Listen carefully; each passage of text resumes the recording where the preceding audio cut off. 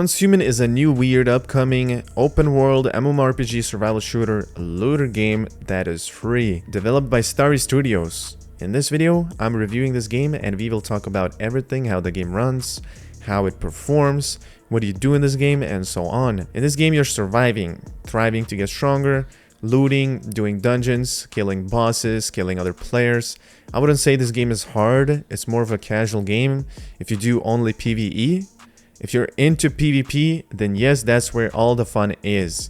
It has servers that you will join upon launching the game.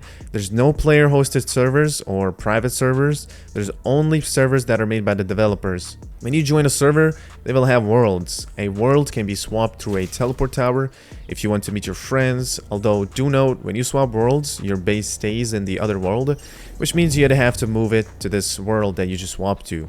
You have a stamina bar, there's 2 sanity bars on the health bar, not sure why we need 2 of them. There's a thirst bar and a hunger bar. If you don't maintain the sanity bar, you lose the ability to heal your HP, and the more insane you go, the less your HP can be filled. You can easily restore sanity by using a bed or using gummies. In this game, if you starve or become thirsty, you don't die, but you sprint slower and you're able to carry way less items than you normally would with full hunger. Stamina bar uses up when you sprint, roll, jump, mine, chop, and use melee. Once you start in this game, there's a mini tutorial that teaches you a few little things. Once you pass the tutorial, you get dropped in the real world, gliding down the sky straight into the wild. From there, your journey begins. The game has a story system, and that is what mainly will give you XP and what will progress you further in the game. At first, when I spawned in, I started killing enemies with melee, and I'm going to tell you that melee is not it in this game. After I swung it a couple times, I decided I'll never use melee in this game ever again until they fix it. The only cool thing you can do when you're not noticed by an enemy, go behind an enemy and just backstab it. Once you get noticed, you won't be able to do that anymore though. So melee gets a 2 out of 10 from me. It's too slow, your character feels like a turtle, and super unathletic when swinging melee. Plus you can't move until the animation of swinging is finished.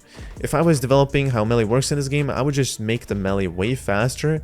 I would allow the player to dodge while he's swinging in the middle of an animation. Melee should have short range attacks, which are fast animations, lower damage, and longer range attacks, longer swing animations, slower attack, higher damage.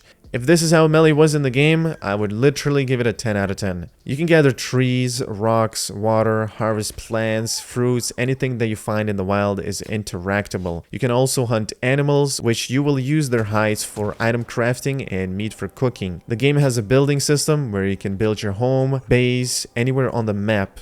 There's also a hive base that can be built together with your hive. A hive consists of 4 people. Anything built in the hive base can be accessed and shared by your hive members. The hive base is also way bigger than the personal normal base that an individual can build, and it's also expanding the more you level it up. Personally, I'd build the hive base just for the purifying and nothing else. We'll get to the purifying later in the video. This is our campsite that we put.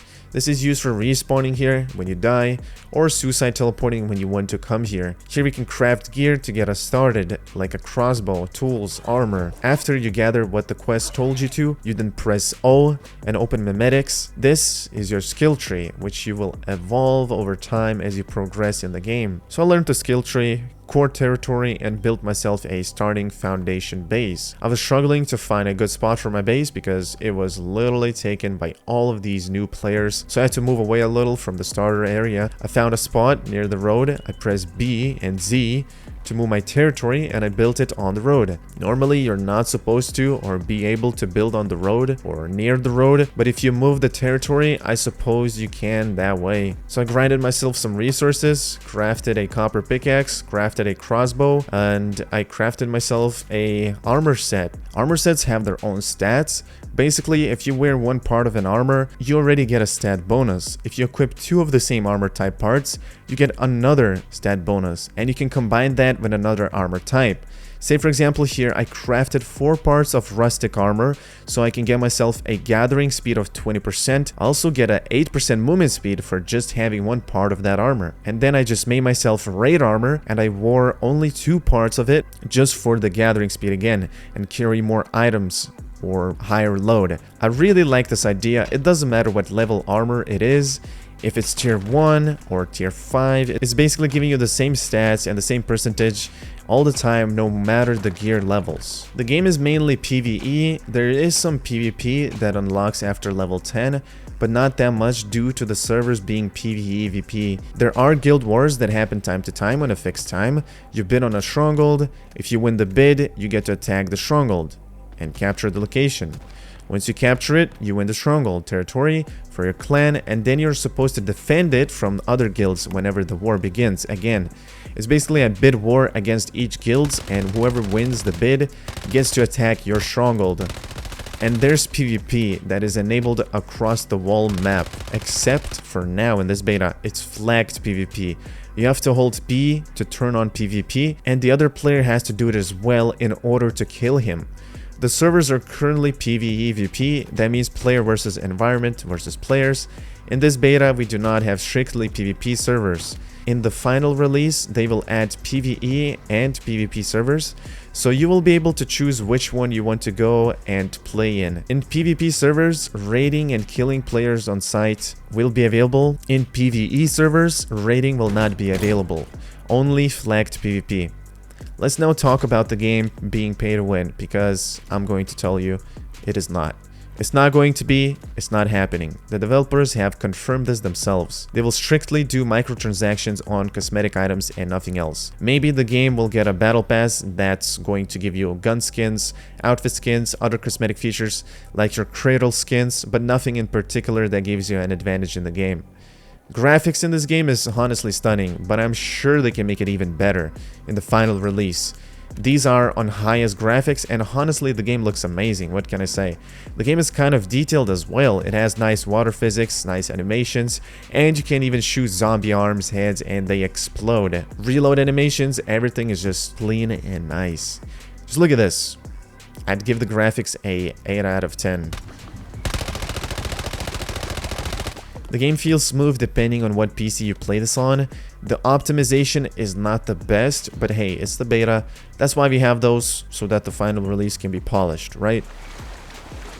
In some areas, you're going to get some real frame drops. At least that's what happened to me. I currently have an i9 9900K CPU with a RTX 3090, 64 gigs of RAM, normally 60 to 70 FPS when running through forests. And there are some messed up areas, crowded areas like towns. I get 40 to 50 FPS in that. After playing the game for a while, you have to restart every couple hours due to memory leaks if you want to fix stutters. Personally, I think you'll need a beefy PC to have a stable 120 FPS in this game. Pretty sure that this game is also CPU bound. The performance of the game, I'll give it a 6.5 out of a 10. Now let's talk about looting in this game. I think it's pretty simple and a pretty neat concept. You go to a stronghold, you click F on everything you find, bring it back to the base, and you just disassemble the junk you collected, and that's it. You have materials that now you can use to craft items, gear. You don't need to spend 10 hours finding a specific item just to craft something, and I fully support on how it works in this game. However, some people might not like this because it feels unrewarding. Let's say you kill a player and he drops nothing important but these materials that you can easily get from looting strongholds.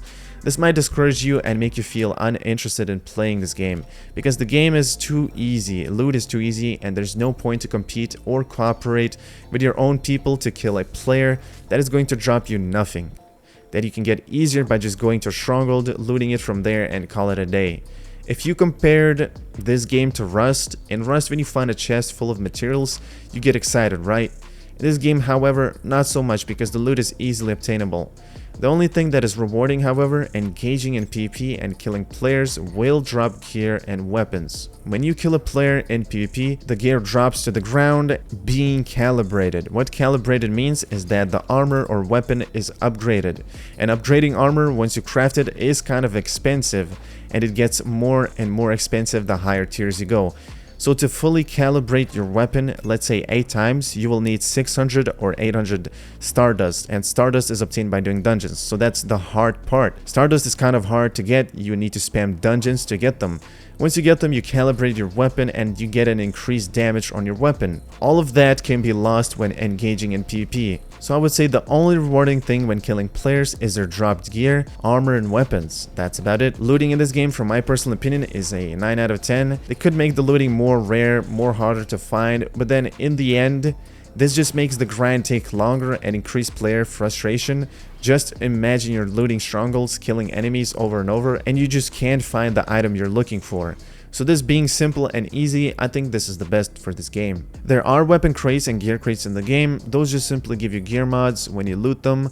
Stardust, energy links, basically the same stuff a normal dungeon would give, except dungeons do not give you gear mods. They give you weapon mods that you put on your weapons. Weapon mods can be put only on your weapon and obtained from dungeons. Mysterious treasure is found in every stronghold and you can only loot it once. Once you do it, you will never be able to loot it again. These are just mainly quest boxes to obtain rift coordinates in order to activate a rift to kill the great ones in the game.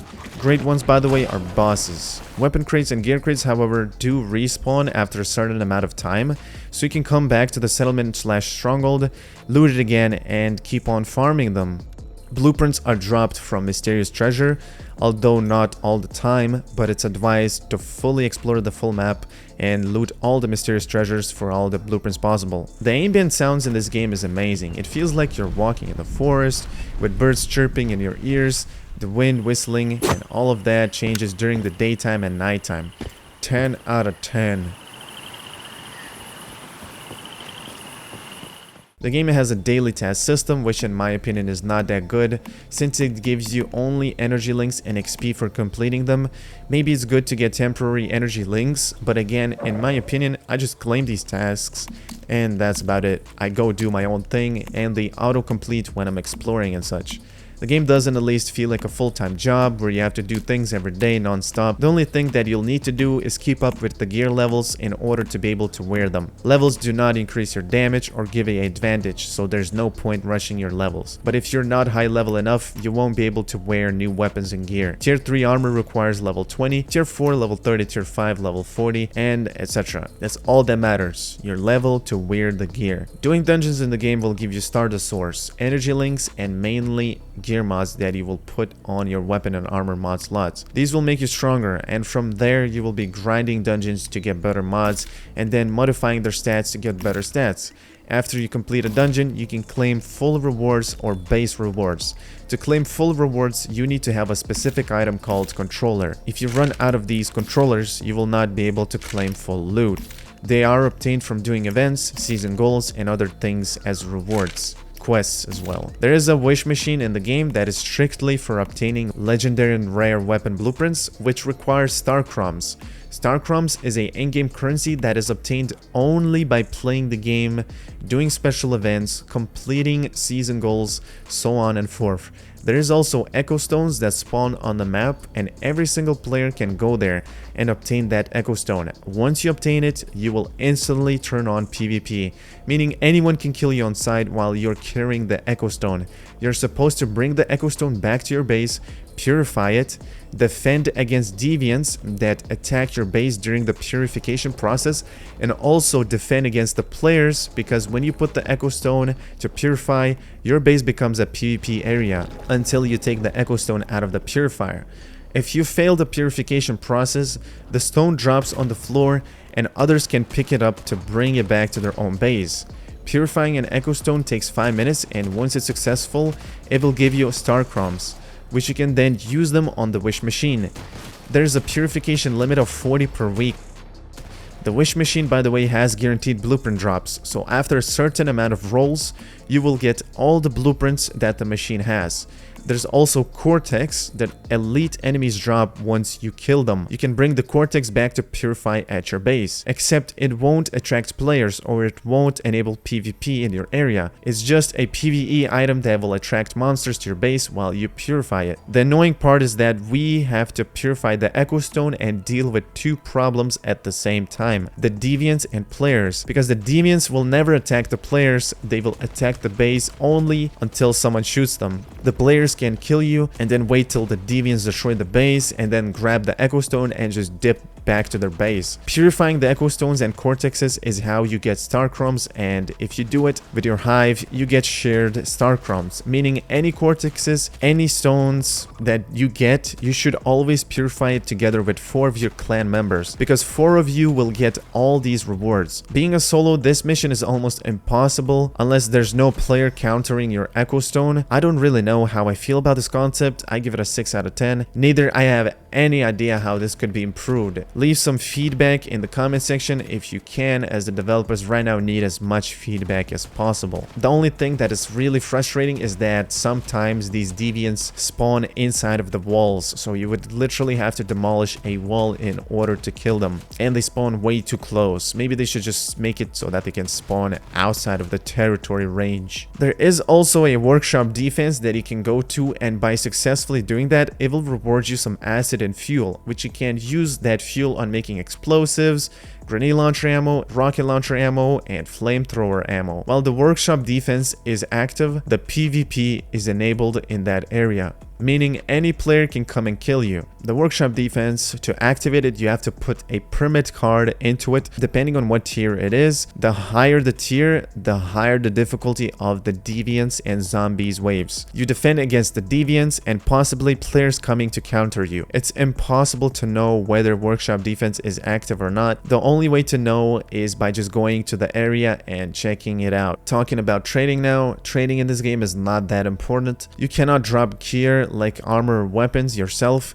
You can only drop them when you die. However, you can drop items, materials such as logs, gravel, copper, and etc. Players can build a vending machine at their territories, and if any player walks by, they can interact with it and then buy items from you by using energy links. Energy links is the main currency in the game that you get by doing quests, dungeons, completing tasks. It's easy to get it, and it's used across NPCs, vendors, and players. At the start of the game, it will be hard to obtain it because no dungeons are available to farm for you. The only thing you could do is just basically craft throwing daggers, as one throwing dagger will sell for 50 energy links when sold to an NPC. But late game, it is the easiest way to get them by just doing boss fights and dungeons. The game has a lot of things in the wild. You'll come upon riddles, puzzles that you'll have to solve in order to gain a reward. Mainly these puzzles will give you things that a weapon crate / gear crate gives, but you will get also a special item, which is the attachment for your weapon.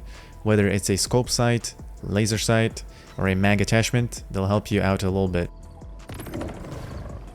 There are vehicles in the game that you will be able to build in mid-game. At the start, when you build them, they drive slower than you walk. The truck is slow, but it can carry 4 people. Bike being the fastest vehicle in the game, an off-road car can carry 2 people with the driver included. And the car has a storage, which you can store 8 items in it. Gunplay in this game feels amazing. Thank God you don't shoot lasers or launch exploding dragons at other people. It's basic, simple. You shoot a bullet, you do damage. That's how it's supposed to be. You can shoot in first-person mode by right-clicking once or holding to shoot in third person. Gunplay feels good. There will be team play dungeons. Right now the hardest one is the one you're seeing in the footage, Leah Laboratory. No, it's not that hard. You just need good gear to do this, but currently existing is the hardest. You can definitely solo this if you have really well upgraded weapons, which comes after grinding so much, or you take a full stack for some quick cleaning. There will definitely be more dungeons added like this that requires coordination. The max level in this game for now is level 50, but I feel like endgame is definitely going to be like level 500, and trust me guys, the dungeons will be insane. So this game looks really good for me for a early version and beta. The developers just didn't add that much what they have developed into the beta, but they are going to cook hard. I live stream this game every 1 to 2 days. I'm also giving away keys when possible, so if you want to try this beta out, feel free to check out my streams and join my Discord for notifications. And yeah, if you enjoyed this video, please leave a like, and of course, if you want to see upcoming guides for this game, make sure to subscribe and turn on notifications as well. If you don't want to miss my videos, you can join my Discord. I always post when I upload or stream. Thanks for watching, take care, and peace out.